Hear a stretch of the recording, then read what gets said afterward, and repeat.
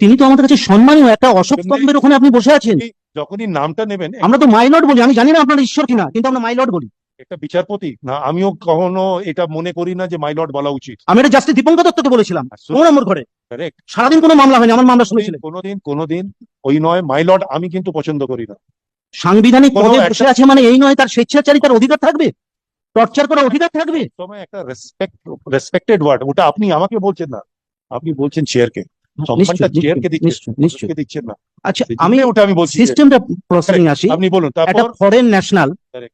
যে কোনো মামলা যে কোনো কোর্টে ইনক্লুডিং অল ওয়ার্ল্ড, একটা মামলা যখন ফাইল হয় তার একটা ভোকালতনামা থাকে যে আমার হয়ে উনি মামলা করবেন, আমি সাইন করে দেবো পজিশন। Correct. একজন বিচারপতি যিনি ওই রকম একটা সিটে বসেন, যিনি শপথ নেন, ল এস্টাবলিশ করবেন, তার এই কমন সেন্সটা থাকা দরকার।